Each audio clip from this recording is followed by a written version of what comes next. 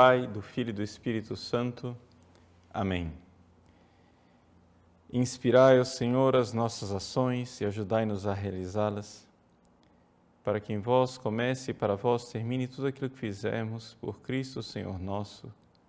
Amém. Santa Maria, Mãe de Deus, rogai por nós. Em nome do Pai, do Filho e do Espírito Santo. Amém. Então, boa noite a todos. Mae Govanem. Mae Govanem é a saudação de boas-vindas em élfico, o idioma inventado por Tolkien, que é aquele que escreveu O Senhor dos Anéis. Algumas pessoas podem estar um pouco, assim, perplexas. O que é que um padre católico vai fazer na internet comentando a respeito de um livro de ficção, né? O Senhor dos Anéis ficou mais conhecido aqui no Brasil através dos filmes, não é? Do Peter Jackson, mas, na realidade, O Senhor dos Anéis é muito mais do que aqueles filmes. Ele é uma obra literária que vale a pena ser lida por si mesma, não é? Graças a Deus nós temos uma tradução razoavelmente boa do Senhor dos Anéis em português, que pode ser comprado seja em 3 volumes, como esse daqui, esse é o primeiro volume, A Sociedade do Anel, ou em um único volume, e vocês podem ter acesso a esta obra extraordinária, uma obra que saiu do coração de um católico, um verdadeiro católico. Vejam, eu não gostaria aqui de canonizar Tolkien. Tolkien era um homem bom, era um homem de Deus, mas não era um santo, não é? Se os livros pudessem ser canonizados, então eu diria, eu canonizo O Senhor dos Anéis. Ou seja, o livro é canonizável. O autor, claro, ele tinha suas dificuldades pessoais, era um homem bastante introvertido, era um gênio de literatura e também um grande filólogo, não é? Mas tinha suas dificuldades, era um pouco depressivo e assim por diante. Bom, não se trata aqui de canonizar o Tolkien, né? O John R.R. Tolkien.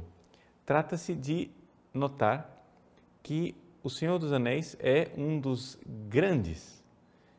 das grandes obras literárias que traz dentro dela mesma uma série de valores católicos religiosos que são muito importantes. E por isso eu gostaria de chamar a atenção para este aspecto do livro. Assim, falando muito brevemente de quem é o seu autor, não é? Tolkien, ele nasceu na África do Sul. O seu pai morreu logo cedo, a mãe ficou viúva, voltou para a Inglaterra e na Inglaterra ela teve que criar os filhos. Ela era católica e educou os filhos na Igreja Católica. Acontece que ela sofria de diabetes, a família dela toda era protestante anglicana e, de alguma forma, para que os filhos não se tornassem anglicanos, ela passou o martírio, digamos assim. Tolkien a considerava realmente como, de alguma forma, uma mártir. Ela passou o martírio de sustentar os seus filhos sozinhas, lavando roupa, para que os filhos não caíssem nas mãos dos parentes anglicanos, porque os parentes anglicanos estavam dispostos a educar as crianças e a dar a essas crianças uma educação católica, uma educação e o sustento desde que eles passassem a ser anglicanos. Ela nunca aceitou isso. Então, ela, por causa do excesso de trabalho, por causa das complicações de diabetes, etc., terminou morrendo. Deixou os filhos órfãos, mas antes de morrer, deixou em testamento que o tutor dos seus filhos seria um padre católico. Então, um padre foi quem educou, quem era o tutor de Tolkien. E o educou de forma bastante rigorosa dentro da Igreja Católica. O Tolkien, por exemplo, antes de completar a maioridade, não recebeu permissão para namorar, embora ele já estivesse apaixonado por uma menina, e o padre proibiu aquele namoro, ele obedeceu, mas assim que ele completou, né, 18 anos, a maioridade, ele foi atrás dela. Ela já estava noiva de um outro, mas ela rompeu o noivado e se casou com ele, se convertendo igualmente à Igreja Católica, não é? E assim os filhos de Tolkien foram educados dentro do catolicismo e um dos filhos do próprio Tolkien foi padre. Então é interessante, ele foi criado por um padre e teve um filho que foi padre, não é? Então o ambiente católico e a mentalidade católica de Tolkien é inquestionável. Agora, em que sentido O Senhor dos Anéis pode ser considerado um livro católico? Não é? Se nós fôssemos analisar as 4 causas de Aristóteles, não é?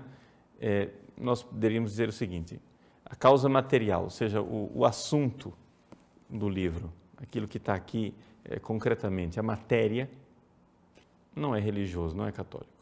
Não se fala de Deus em nenhum lugar no Senhor dos Anéis, não é? Também a causa final, a finalidade, não é uma finalidade católica, ou seja, ele não escreveu esse livro aqui para ensinar catecismo, não escreveu para incutir princípios religiosos, nada disso. Ele mesmo diz que ele simplesmente quis experimentar a sua capacidade de se aventurar por uma narrativa longa que pudesse entreter o leitor e segurar os leitores, né, ao longo de toda essa longa narrativa, às vezes emocioná-los, às vezes edificá-los, às vezes entusiasmá-los, mas simplesmente essa ideia, a ideia de uma longa narrativa. Então, nesse sentido, causa material e causa final não é um trabalho religioso, sem dúvida não é. Mas é religioso na causa formal, ou seja, a forma mentis, a mentalidade, não é? Aquilo que de alguma forma, digamos, é a forma moral daquilo que está aqui, do Senhor dos Anéis, é sem dúvida alguma é literatura católica, sem dúvida alguma. O próprio Tolkien diz isso em suas cartas.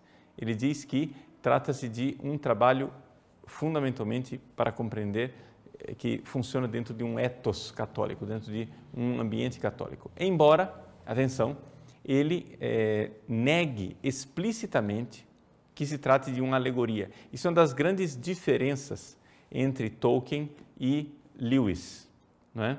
Todo mundo que é um pouco fã do Tolkien conhece esse outro autor protestante chamado C.S. Lewis, que foi convertido, não é, para o cristianismo pelo próprio Tolkien e pela leitura de alguns artigos e livros de Chesterton, outro grande escritor, né, da Inglaterra.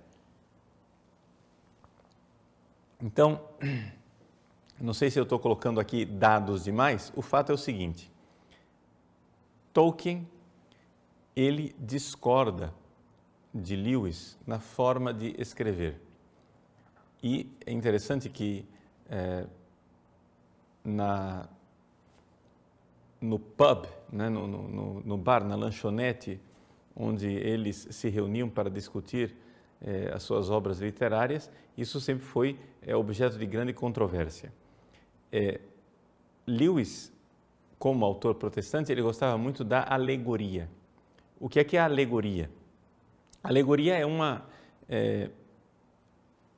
obra que conta uma história, mas cada personagem daquela história, cada trecho daquela história tem um significado alegórico. E o Tolkien confessava que não gostava de alegorias, porque a alegoria era uma espécie de violência do autor realizada sobre o leitor, ou seja, o leitor ele era obrigado a interpretar a alegoria daquele jeito, não é? Então, por exemplo, se você lê as Crônicas de Nárnia, que foram escritas por Lewis, e você não entendeu que Aslan é Jesus Cristo, você não entendeu nada das Crônicas de Nárnia, não é? Ou seja, é uma alegoria, ali você tem que interpretar daquele jeito. Já o Senhor dos Anéis, ele é muito mais rico do que isso. Todos os personagens podem ter características cristológicas e, ao mesmo tempo, não ser o Cristo. Não é? Nenhum deles é o Cristo e, ao mesmo tempo, todos eles são. Para dar um exemplo interessante, não é? Se você pega os personagens principais do Senhor dos Anéis, quem são os personagens principais? Frodo, Gandalf e Aragorn. Ora, de alguma forma, Frodo, Gandalf e Aragorn são uma imagem do Cristo que ressuscita, não é? O Frodo ressuscita porque vai quase até a morte, né, na montanha da perdição, para lá derrubar o anel. O Gandalf ressuscita quando ele cai, né, nas trevas, depois de lutar, né, nas minas de Moria, em Khazad-dûm, ele, digamos assim, morre e depois retorna. Era Gandalf cinzento e retorna como Gandalf o branco. E, de alguma forma, também o Aragorn ressuscita. Ou seja, ele era o rei não reconhecido, era, digamos assim, rejeitado como um pária, como né? Era simplesmente um andarilho, né? A ranger. Ele depois torna-se o rei que retorna. Os três, de alguma forma, ressuscitam. E os três cumprem a missão de Cristo de sacerdote, profeta e rei. Não é? O Frodo é, sem dúvida alguma, um sacerdote que se oferece em sacrifício para destruir o mal. O Gandalf é o profeta que, com a sua sabedoria e os seus conselhos, conduz, não é? Digamos assim, a igreja, ou seja, o povo que está ali brigando contra o mal. E o Aragorn é o rei. Então, é interessante essa realidade. E isto é admitido pelo próprio Tolkien. Houve um estudioso australiano que escreveu a respeito dessa dimensão do sacerdócio, de sacerdote, profeta e rei no Senhor dos Anéis. E um amigo de Tolkien enviou para ele este ensaio. E o Tolkien respondeu numa carta dizendo assim, não, de fato, é verdade. Só que o que não é verdade é o seguinte, isso não foi uma coisa feita de caso pensado, ou seja, eu não fiz isso de propósito. Mas é verdadeiro, porque de fato, não é? Existe essa aplicabilidade. Então vejam, não é alegoria, é algo que pode ser aplicado. Então, toda essa realidade dessas alegorias são uma coisa muito interessante dentro do Senhor dos Anéis, porque o Senhor dos Anéis são uma saga, são uma grande luta que, de alguma forma, mexe conosco, né? Nos transforma. E é aqui o que é importante para as pessoas entenderem por que é que nós precisamos ler obras como essa. O Senhor dos Anéis é quase um livro de cabeceira, digamos assim, para você se entreter, para você gastar o seu tempo com o Senhor dos Anéis, quando você está disposto ao lazer, né? Porque, afinal das contas, o lazer, o saber ter momentos lúdicos, faz parte das virtudes, né? O próprio Santo Tomás de Aquino coloca isso, né? Essa capacidade de lazer faz parte das virtudes, essa capacidade lúdica. Então, se você cultiva uma literatura como essa do Senhor dos Anéis, né, é algo que você sempre pode ali se alimentar de alguma coisa. Então, o importante não é o que você fará com o Senhor dos Anéis, mas é o que o Senhor dos Anéis fará com você, porque a coisa vai mexendo no seu interior, não é? Existe, digamos, a temática do Senhor dos Anéis ela não é explicitamente a respeito de Deus, mas ela nos conduz, de alguma forma, para essa luta contra o mal, no qual Deus está implicitamente presente. Se a gente pudesse dizer qual é o personagem principal do Senhor dos Anéis, sem dúvida alguma, nós deveríamos dizer o personagem principal do Senhor dos Anéis é Deus. Você vai dizer, mas padre, em momento algum Tolkien fala de Deus. Sim, e isso foi de caso pensado. Nas cartas dele, ele diz que ele não pensava de forma alguma em falar de Deus, e ele fez questão de, durante toda a obra, tirar todo tipo de religiosidade explícita que pudesse aparecer. O que há no Senhor dos Anéis é um mundo fictício, pré-cristão, não é? Em que, de alguma forma, nós estamos sendo preparados para Cristo. E você vai dizer, mas por que eu não sou preparado para Cristo na catequese? Somente, basta. Não, porque Deus nos prepara de várias formas diferentes. Nós poderíamos dizer que Deus preparou a nossa vontade nos dando a lei do Antigo Testamento, a lei infalível do Antigo Testamento, não é? Iluminada, revelada por Moisés, que está na Sagrada Escritura. Mas Deus também nos preparou para Cristo, não somente na vontade da lei, mas também na inteligência, através da filosofia grega. E não somente na inteligência, mas também nas nossas paixões e os nossos sentimentos, através dos mitos.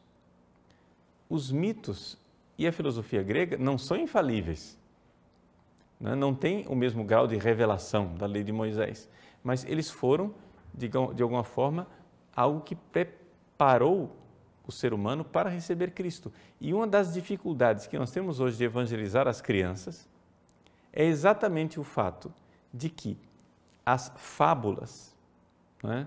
As histórias infantis que se narrava com toda tranquilidade às crianças antigamente, hoje em dia vão desaparecendo e vão sendo substituídas por fábulas ideológicas que querem ensinar outros valores.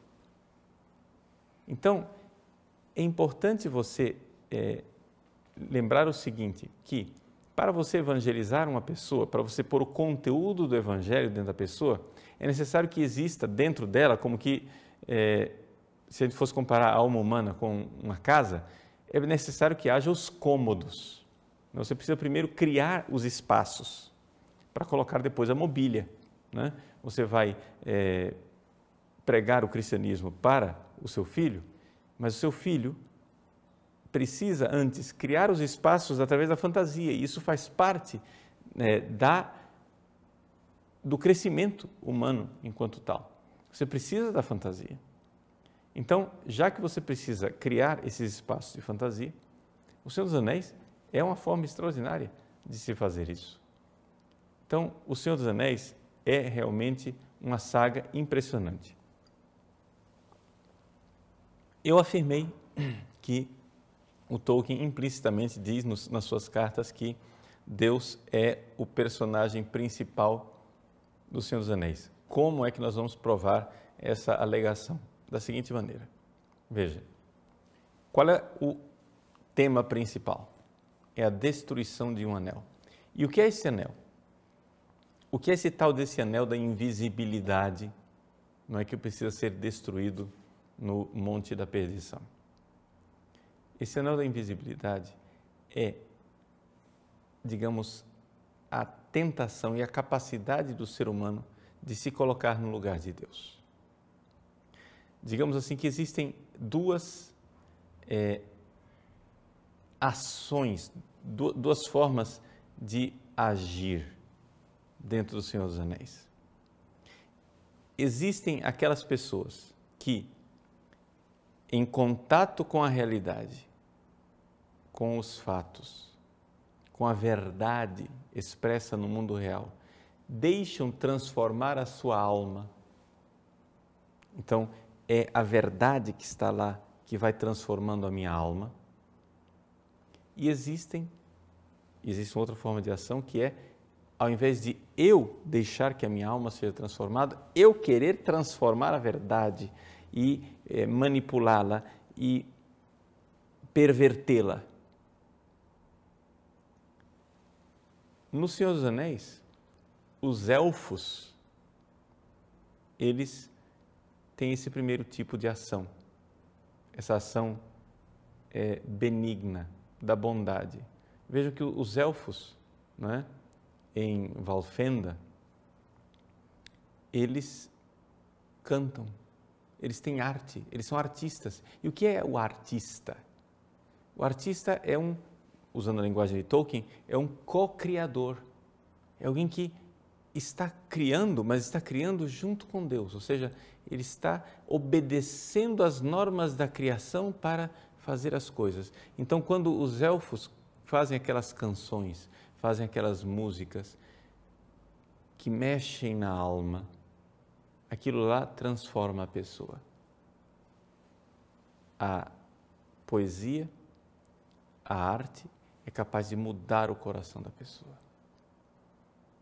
Já ao contrário, quando você tem os orques, Saruman e Companhia Limitada, que são pessoas que não querem transformar a sua alma, querem, ao contrário, querem mudar, torcer, deformar e transformar a realidade naquilo que eles querem.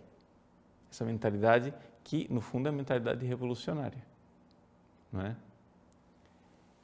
Essas duas realidades, uma forma boa de agir, que é essa do obediente à verdade da criação, que quando cria não distorce, mas cria obedecendo, é um co-criador. Ele sabe que o criador principal é um outro, mas ele é o co-criador, ele está fazendo junto. E do outro lado, você tem aqueles que querem perverter a realidade num ato de revolta. Ora, o anel do poder é exatamente esse tipo de ação. O anel do poder é um anel de quem quer mudar a realidade e fazer com que as coisas sejam do jeito que eu quero, seja feita a minha vontade, assim na terra como no céu. O anel do poder, ele tem esta capacidade de fazer com que as pessoas tomem o lugar de Deus. Ora, no Senhor dos Anéis, em toda a saga, do início ao fim, isto é considerado como algo tremendamente errado. Possuir o anel para transformar a realidade, mesmo que seja inicialmente com boas intenções, sempre é considerado algo mal. Não é? Quando algumas pessoas tentam pegar o anel durante toda a narrativa, aquilo é sempre uma coisa ruim, uma coisa que perverte. Né? Então, é importante a gente ter, por exemplo, Boromir. Boromir tentou pegar o anel de Frodo. Quando Gandalf se apresenta diante do pai de Boromir, Denethor, que é o regente, né, de Minas Tirith, Gandalf diz para ele: se o seu filho pegasse o anel iria destruí-lo e você não iria mais reconhecer o seu filho.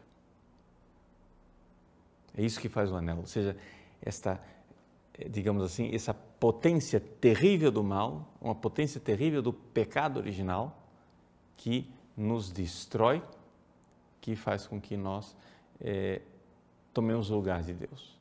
Então, isto está lá. O que existe no Senhor dos Anéis, digamos assim, é uma religião natural, ou seja, uma religião da inteligência, onde as pessoas com sabedoria vão enxergando que não podem tomar o lugar de Deus. E em algumas frestas, digamos assim, Tolkien como que abre uma janela para mostrar que tudo isto é simplesmente uma preparação para o evangelho que virá. Por exemplo, na Sociedade do Anel, né, o primeiro livro, nessa edição da Martins Fontes, que é a que eu tenho,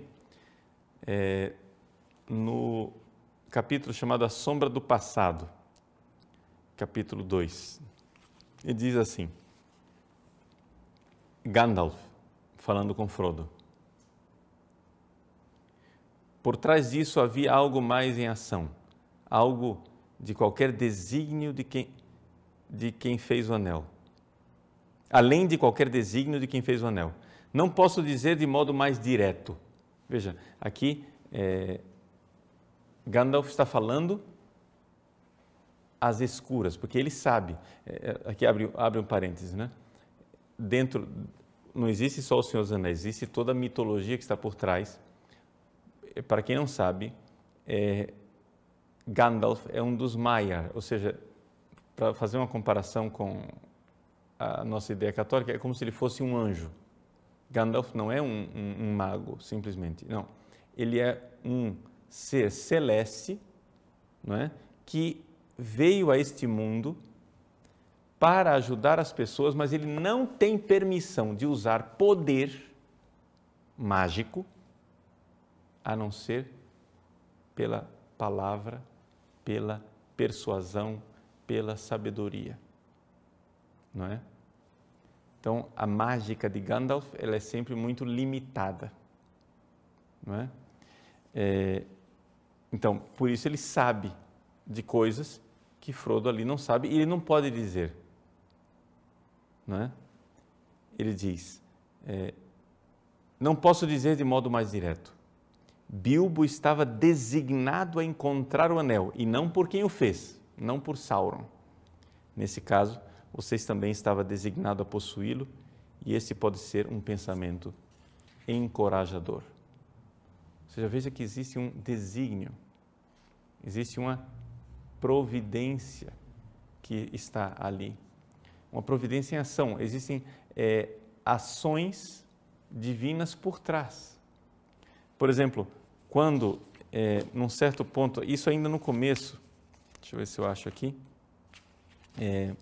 quando o Frodo chega e diz, que pena que o Bilbo não matou o Gollum.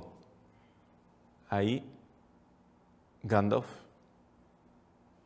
fica espantado e diz, pena? Foi justamente a pena que ele teve, pena e misericórdia. Ou seja, para quem sabe a mitologia, Gandalf, não é?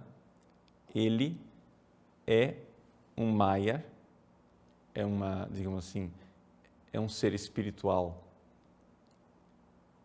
inferior que está abaixo dos Valar. E desses vários Valar, que são, digamos assim, anjos, poderíamos dizer, responsáveis pelos poderes cósmicos, etc. e tal, um daqueles que é o mestre do Gandalf é a misericórdia, a pena, a compaixão, aquela que é responsável pela misericórdia e compaixão.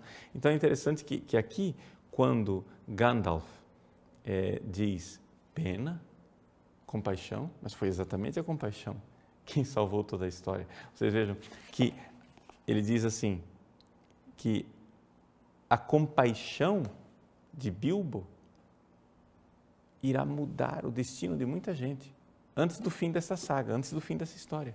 É interessante que ali Tolkien deixa ver que existe um desígnio por trás daquilo tudo. Ele não pode falar com clareza, não é? E assim por diante. Então, uma outra coisa, um outro exemplo que pode nos falar dessa transcendência que está no Senhor dos Anéis, para vocês verem que existe uma abertura para o divino no Senhor dos Anéis, não é? Está, por exemplo, no Retorno do Rei, o 3º volume, num capítulo chamado A Terra da Sombra. Só para você entender o contexto aqui, o Frodo e o Sam estão já perto estão em Mordor, não é? Na terra do mal, uma terra deserta, em que só tem barulho, fumaça, coisas ruins, e ali o sol não brilha, não é? porque exatamente os orcs, eles não suportam a luz do sol. Então ali, artificialmente, é sempre uma camada de fumaça, de nuvens que cobrem, né, a luz do sol.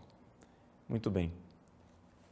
Eles ainda têm um longo caminho para fazer até chegar ao Monte da Perdição.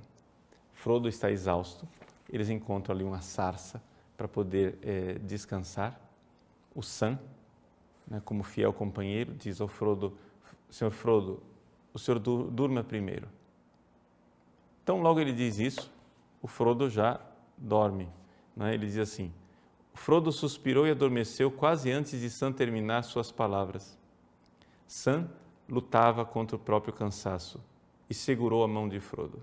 Ficou assim sentado até que a noite profunda caiu. E então, por fim, para manter-se acordado, saiu do esconderijo e ficou observando. A região parecia cheia de estalos, rangidos e rugidos dissimulados, mas não havia som de vozes ou passos. Aí, eu pulo aqui um pequeno pedaço. Bom, eu vou ler tudo. Bem em cima de Efelduath. Efelduath é uma das montanhas lá de Mordor, só para vocês entenderem a coisa. No oeste, o céu noturno estava pálido e baço. Lá, espiando por entre os restos de nuvens sobre uma rocha pontiaguda nas montanhas, aqui é a parte importante que eu queria ler, Sam viu uma estrela branca reluzir por uns momentos. Sua beleza arrebatou-lhe o coração, quando desviou os olhos da terra desolada e sentiu a esperança retornar. Pois como um raio cristalino e frio, invadiu o pensamento de que, afinal de contas, a sombra, com S maiúsculo, ele está falando da maldade. A sombra era apenas uma coisa pequena e passageira, e havia luz e uma beleza nobre que eram eternas e estavam além do alcance dela. Essa citação do Senhor dos Anéis, ela é extraordinária. Essa ideia de que nós estamos aqui, nesse mundo, lutando contra uma força do mal que é maior do que as nossas próprias forças. E nós aqui não temos boas notícias. Tudo parece ruim. Ao nosso redor, só coisas ruins. Deserto, estalos, secura, água podre, nuvens pavorosas, só coisa ruim. Você abre os seus olhos e só vê coisas ruins. Você está aí lutando contra uma maldade, contra um poder que é muitíssimo maior do que a sua força e a sua capacidade. De repente, numa clareira no meio das nuvens, uma estrela leva o Sam a compreender que existe beleza, bondade, que existe uma verdade, ou seja, que existe Deus, que está muito acima e muito além desta maldade. Isso faz brotar a esperança. Isto é evangelho. Isso é extraordinário. Quando nós, no nosso dia a dia, não é? Quando nós abrimos as páginas da internet e todos os dias só vem notícias ruins, nós pensarmos que essa maldade, que é tão maior do que nós, é tão infinitamente menor do que Deus. Afinal, essa sombra é só uma bobagem. Passará. Passará essa bobagem. Deus vai soprar esse pó como um nada. E por que Ele ainda permite que tudo isso, não é, aconteça conosco? Para nos configurar a Cristo. É interessante nós notarmos que todos os personagens do Senhor dos Anéis, todos eles crescem, né? Os grandes personagens, eles crescem enquanto personagem, crescem moralmente. Sam e Frodo, que saem do condado, não são os mesmos que retornam. Eles crescem moralmente. Até Gandalf cresce, né? Tornando-se Gandalf o Branco. Não é? todos crescem moralmente. O sofrimento, não é? Dá esta têmpera a eles. Então, esta luta contra a maldade, que no fim das contas redunda numa bondade interna, numa bondade interior. E é isso que o Tolkien chama, então, de eucatástrofe, não é? Eucatástrofe quer dizer isto: quando as coisas piores estão acontecendo, quando tudo é ruim e tudo parece desesperador, quando não há mais saída, ali acontece o contrário da catástrofe. Eu quer dizer bom, eucatástrofe quer dizer a catástrofe boa, quer dizer se vai ao fundo do poço para de lá ressurgir. E por que é que as coisas são assim no Senhor dos Anéis? Porque foi isso que aconteceu há 2000 anos atrás. Foi isso que aconteceu com a ressurreição de Cristo. A ressurreição de Cristo é a eucatástrofe. Então, se você for ver todas as lendas, todos os mitos, eles consistem nisso. Consistem num ambiente bom, que de repente é perturbado por uma maldade e que depois é redimido de alguma forma, não é? Bom, no Evangelho, o mito se fez carne, o mito se fez história. Ou seja, aquilo que todos os mitos previam, aconteceu com Cristo. É isto que nós católicos cantamos quando cantamos, por exemplo, o Dies Irae, não é? Quando nós dizemos no Dies Irae, teste David cum Sibila, ou seja, tanto Davi, enquanto profeta, testemunhou, e a Sibila, uma profetisa pagã, testemunhou também o quê?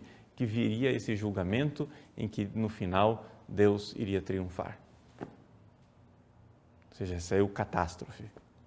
Isso já está predito nas Escrituras por revelação divina infalível, mas também está dito, né, nas mitologias humanas de uma forma geral, que são esforço racional humano e desejo da alma humana, paixão humana que deseja o triunfo do bem. Isso estava lá. Isso faz parte. Então, o Senhor dos Anéis tem esta capacidade extraordinária de nos conduzir até o abismo para nos tirar de lá.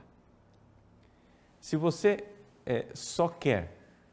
Eu, uma vez, li não vou dizer aqui o nome do autor, não é? Mas li uma história para crianças, escrito por um autor brasileiro, mas uma história tão idiota, tão imbecil, onde o menino vivia num lugar paradisíaco, e lá era tudo tão perfeito, lá não tinha inveja, lá não tinha dor, lá não tinha morte, era tudo tão lindo, e era assim do início ao fim, o livro. Mas que livro idiota! Ou seja, esse livro não prepara ninguém para nada. Ou seja, um livro para ele te fazer bem, não é? Literariamente falando e espiritualmente falando, ele deve, de alguma forma, te conduzir ao inferno e te trazer de volta. Ou seja, o livro ele tem essa capacidade, não é, de cura espiritual, diria até, em nós, quando ele te leva para uma tragédia e te traz de volta. Não é? É uma das razões pelas quais, por exemplo, Mozart, enquanto música, é algo extremamente saudável. Por quê? Porque Mozart te leva ao abismo e te traz de volta. Enquanto, por exemplo, você pega autores como Chopin, ou então Schubert, ou Debussy, Companhia Limitada, nem sempre, ou seja, Debussy sem dúvida e Chopin, eles não te conseguem trazer de volta, não é? Schubert às vezes, mas Beethoven também às vezes. Mas acontece o seguinte, eles te levam no abismo e às vezes te largam lá, te deixam na tristeza. Enquanto aquilo que é, digamos, o natural dentro da lógica humana é exatamente que haja uma situação harmônica que é rompida pelo pecado original, né? Pelo pecado humano, pela maldade, pelo diabo, pela desgraça, e depois a redenção. Toda a história é isto, né? A história da humanidade é assim. Então, quando você ouve uma história e a história não terminou bem, é porque a história não terminou.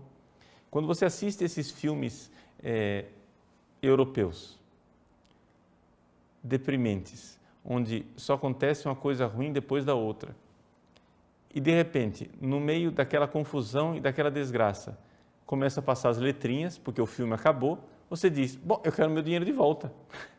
Eu quero meu dinheiro de volta. Como que acaba um filme assim? O filme não pode acabar mal. Por quê? Porque isto faz parte, né, da lei, da realidade. A nossa mente ela é montada para a realidade. Deus vencerá. Então, se você só consegue olhar para a sua vida e ver coisas deprimentes, só consegue ver catástrofe, mas não consegue esperar a eucatástrofe, ou seja, a virada e o triunfo final de Deus, é porque existe alguma coisa errada com você espiritualmente. Você é um desesperado, você não tem a virtude da esperança. Não é? Você não é capaz, como Sam, de ver aquela estrela lá, nas nuvens. E que acima, muito acima dessa maldade, existe uma beleza transcendente, que é superior, eterna, e essas nuvens, essas porcarias aqui que o Sauron está fazendo aqui na Terra, não são capazes sequer de mexer com a beleza transcendente criada por Deus. Então, é por isso que o Senhor dos Anéis é fascinante. Não é? Eu falei bastante, vamos fazer um intervalozinho e voltar, né, bem rapidamente, para dar oportunidade de vocês fazerem algumas perguntas também, tá? Então, voltamos já já.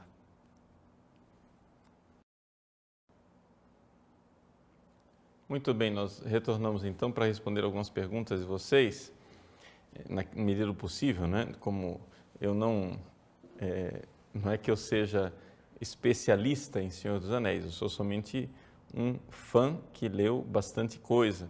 Se vocês quiserem um especialista, um livro em português de um especialista, é o livro do Dr. Ives Gandra Martins Filho, né? Que é filho do famoso Ives Gandra, o Ives Gandra Filho, ele é membro do Opus Dei e escreveu esse livro, O Mundo do Senhor dos Anéis, Vida e Obra de J.R.R. Tolkien. Esse livro aqui foi o que me introduziu, digamos assim, de forma bastante resumida e articulada, não é? No mundo realmente do Senhor dos Anéis. É interessante adquirir esse livro do Ives Gandra. Na verdade, o Ives Gandra, não foi com o Ives Gandra que eu conheci o Senhor dos Anéis. Eu conheci o Senhor dos Anéis com um padre americano, amigo meu, que me introduziu nesse mundo, e aí depois eu procurando literatura a respeito disso, encontrei esse livro do Ives Gandra, que me introduziu, digamos assim, de forma didática, pedagógica e articulada, né? E depois, claro, a leitura dos livros em si. Tá? O Alexandro pergunta assim, padre, eu nunca entendi porque no primeiro livro aparecem alguns personagens como o Mago Marrom, que depois não continuam na história. Tolkien se arrependeu? Olha, Alexandro, o fato é o seguinte, o Radagast, assim como o Gandalf e o Saruman, eles são esses chamados pelos homens de magos, mas na verdade eles são seres espirituais que já existiam antes e que entraram no mundo criado, entraram na criação material para cumprir uma missão, não é? Então, eles estão no Senhor dos Anéis, mas no Senhor dos Anéis não se explica isso, não é? Para você saber quem eles são, você precisaria então ter acesso, cadê aqui, ao Silmarillion, não é? É o Silmarillion quem digamos, explica toda a história anterior, porque no Senhor dos Anéis nós estamos aqui no final da Terceira Era. Então, existem milhares e milhares de anos de mitologia antes disso, não é? Onde o Tolkien conta, inclusive, desde a criação. Agora, vejam só, o Silmarillion, é importante notar, o Silmarillion ele foi escrito pelo Tolkien, mas, na verdade, ele foi reformulado em alguns aspectos pelo filho Christopher Tolkien, porque é uma obra póstuma, ele só foi publicado depois, porque o Tolkien não chegou a terminar. Então, na verdade, existe o Senhor dos Anéis, digamos assim, é a ponta do iceberg, né, de todo o mundo ficcional de Tolkien. E o Silmarillion, digamos assim, é quase que esquematicamente aquilo que é a história, a pré-história do Senhor dos Anéis, né? Então, por exemplo, ele começa, né, com o Valakenta, né, que é o relato a respeito dos Valar, que são esses seres superiores, e os Maiar, que são os inferiores, como o Gandalf e o Radagast, né? E ele inicia falando de Deus, é um Deus uno, né? No início, Eru, o único, que no idioma élfico era chamado de Ilúvatar, gerou no seu pensamento os Ainur. E assim por diante, assim ele vai narrando a criação, né, desses anjos. Uma outra pergunta, então, não se trata de Tolkien ter se arrependido, o fato é que ele passou anos e anos escrevendo O Senhor dos Anéis e depois, para escrever o resto dessa mitologia, né, ele deixou esquemas, né, e nunca chegou. Existem os contos inacabados, existe o Silmarillion e assim por diante. É todo mundo, né? Andrea Martins. A mitologia é narrada no próprio Senhor dos Anéis ou em outra obra? Então, como eu disse, é narrada a mitologia em si. A maior parte da mitologia está narrada no Silmarillion, né? E ali é que a gente tem. Mas existe na internet, não é? Na Wikipédia, principalmente em inglês, não é? Um material vasto para você conhecer cada um dos nomes. Então, quando você está lendo O Senhor dos Anéis, aparece um nome, você não sabe qual é a pré-história daquele personagem, então você digita, né, na Wikipédia, ou então existe uma enciclopédia da própria Terra-média também em inglês, você digita lá e conhece todas as coisas, ali você encontra as fontes onde ler e aprofundar, não é? O Fernando Henrique quer saber o seguinte: padre, sou leitor de Chesterton, de Lewis, de Tolkien, e já li O Senhor dos Anéis, O Hobbit, o Silmarillion. O que mais me intriga é a semelhança da mitologia de Tolkien com a fé católica. Fala-se de um único Deus, Eru, dos Valar, que são os anjos, dos elfos, que são seres angélicos e homens.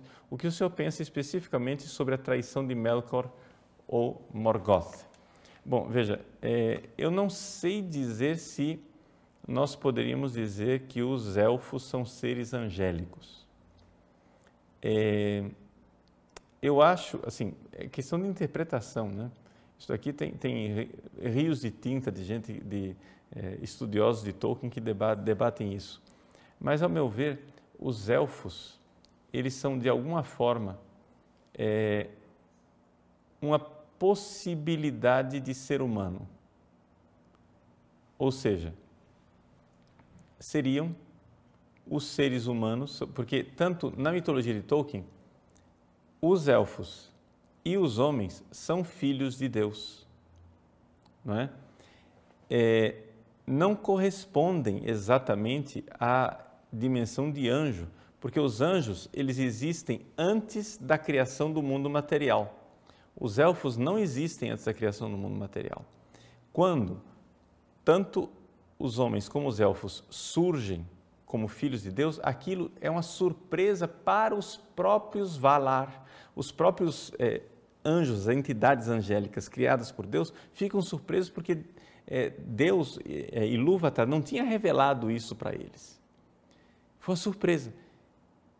E os elfos, então, são chamados logo desde o início para irem para morar junto com Deus, digamos assim, não é? Porque eles são seres imortais, então eles deveriam ir para Valinor. Alguns elfos não vão, ficam apegados, não é, à Terra-média, e esse é o pecado dos elfos. Então, aqueles elfos que nós vemos no Senhor dos Anéis, eles não são anjos, eles são todos pecadores. Então, mas não quer dizer que são demônios também, não é? Por quê?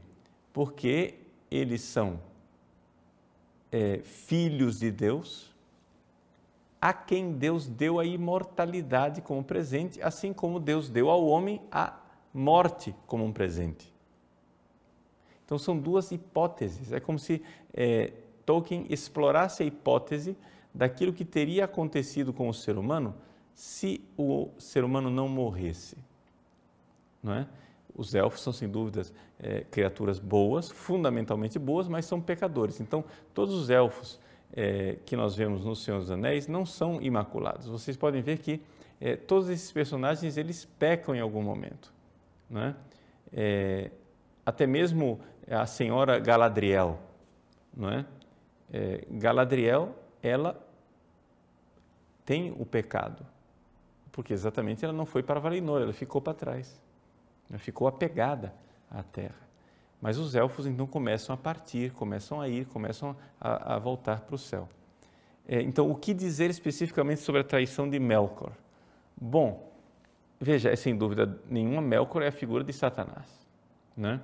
Para aquelas pessoas que não estão acostumadas com a mitologia de Tolkien, não confundam Melkor com Sauron.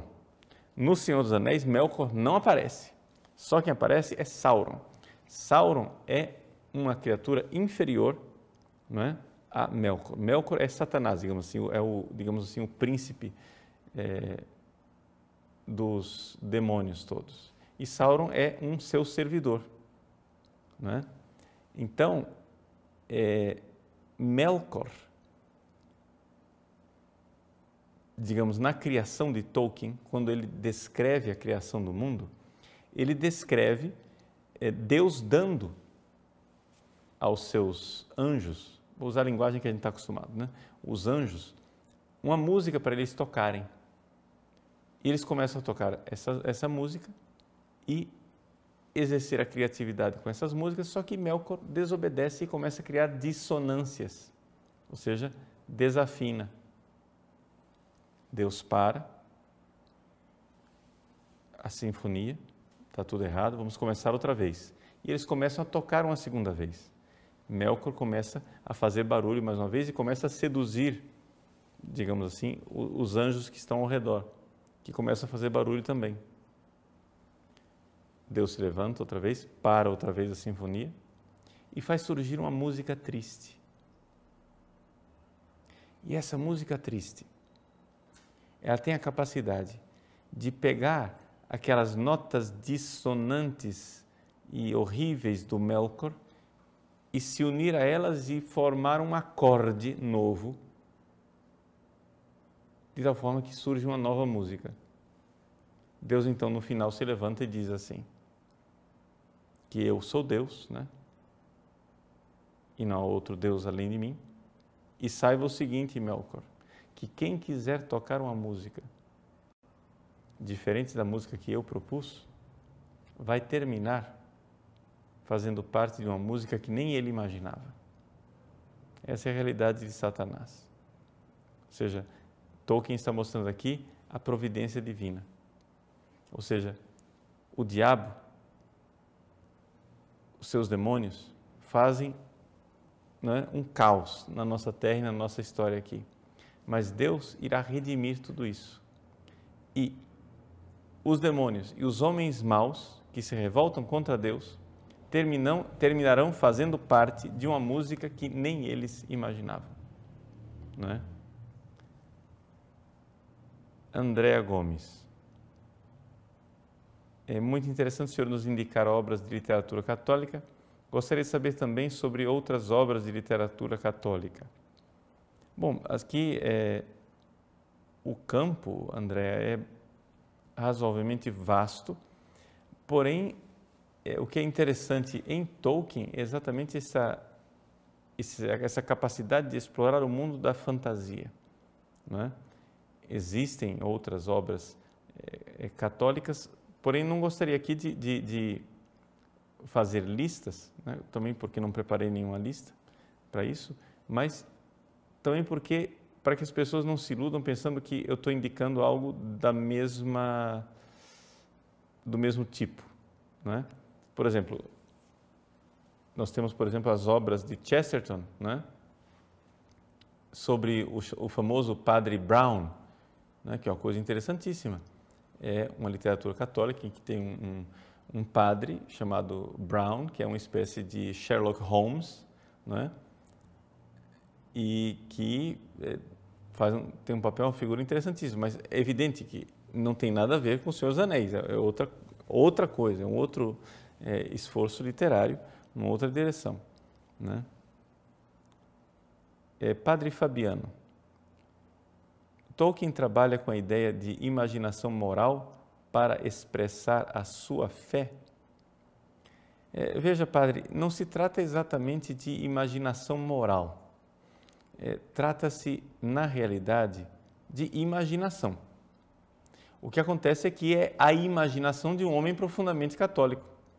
E, portanto, os valores católicos que estão lá, as virtudes, não é? Você poderia fazer todo um retiro sobre Tolkien, explorando esses aspectos das virtudes de cada personagem.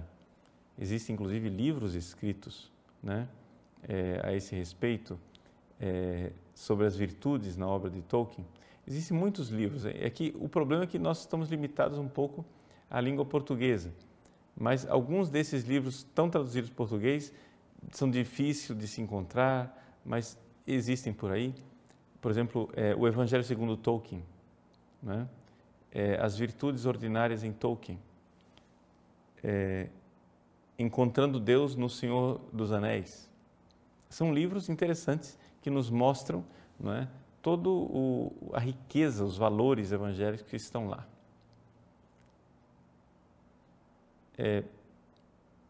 Ronaldo Silva. Boa noite, Padre Paulo. Maria também é simbolizada na trilogia?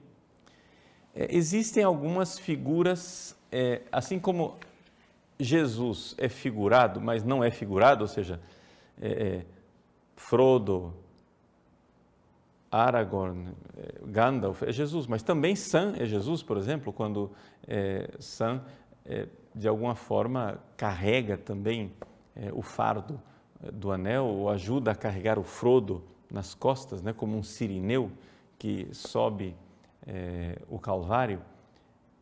Maria também é simbolizada, mas atenção, esses personagens não são propriamente Cristo, porque todos eles pecam. Não é importante nós lembrarmos isso, não há personagens impecáveis no Senhor dos Anéis.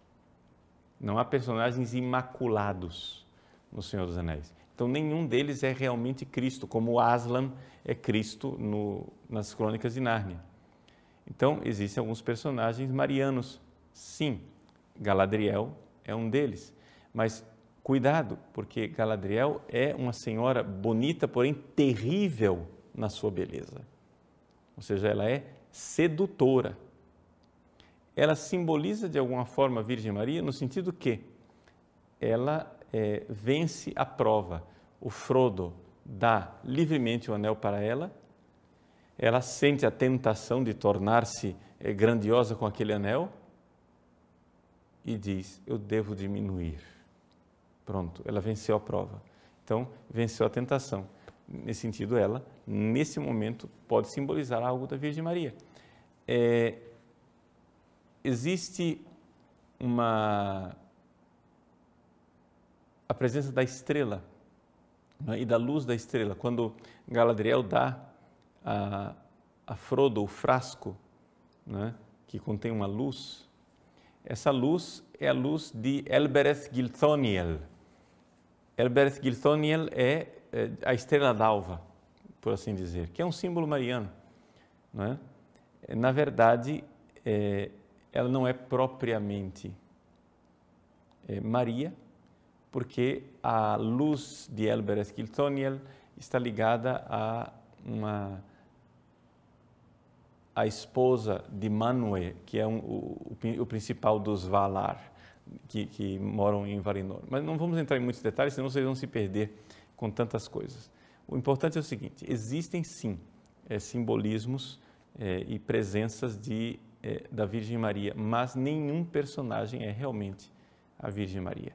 Nós temos que ler Tolkien como na plena consciência que nós estamos diante de um mundo pré-cristão que prepara a vinda de Cristo, ou seja, é uma preparatio evangélica, não é? É uma preparação para o Evangelho.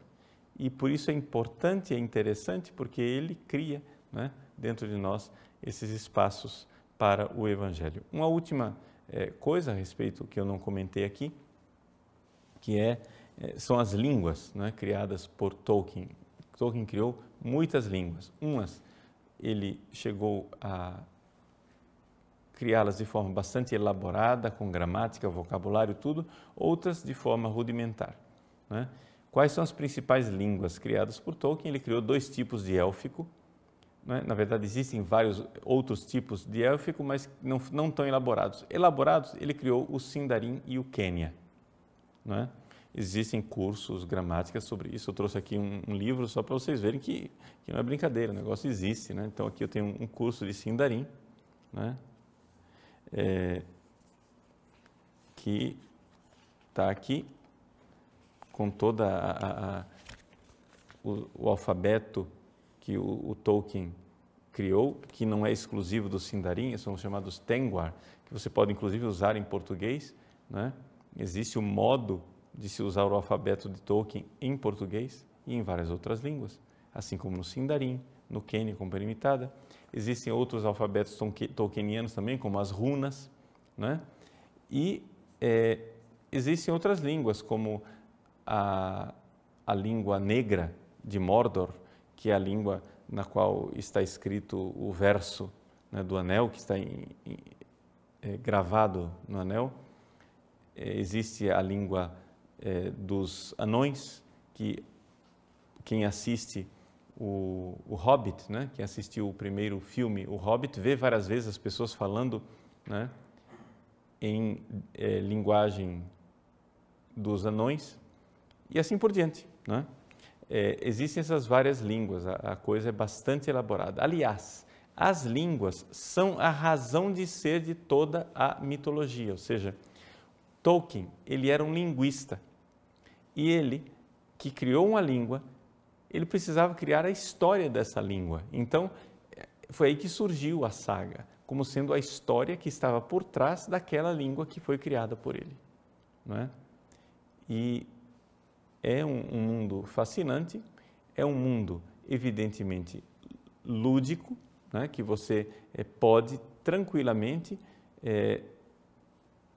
de forma sadia, gastar um pouco do seu tempo dessa forma, né, sabendo que está se construindo interiormente dentro de você, né, algo de bom e de bonito, sem medo nenhum. Existem algumas pessoas fundamentalistas que têm muito medo dessas coisas de Tolkien, porque dizem, não, mas isso daí vai abrir as portas para todo tipo de paganismo, etc, etc. Não é necessário ter esse tipo de medo. Trata-se simplesmente de um exercício da fantasia e isso faz muito bem porque cria dentro de nós os espaços, né, da fantasia, que são a base fundamental para nós conseguirmos depois nos expressar e pensar, né, como pessoas mesmo. Uma das grandes dificuldades que nós temos hoje em dia de evangelizar as pessoas e até de ensinar as pessoas a pensar é exatamente o fato de que toda essa parte da fantasia e da literatura está atrofiada, porque ninguém lê mais nada, ninguém mais conhece literatura, ninguém mais exerce, digamos assim, o seu pensamento desta forma, que é importante. Se Deus nos deu a fantasia, é porque ela também faz parte dos dons que Ele nos dá, né?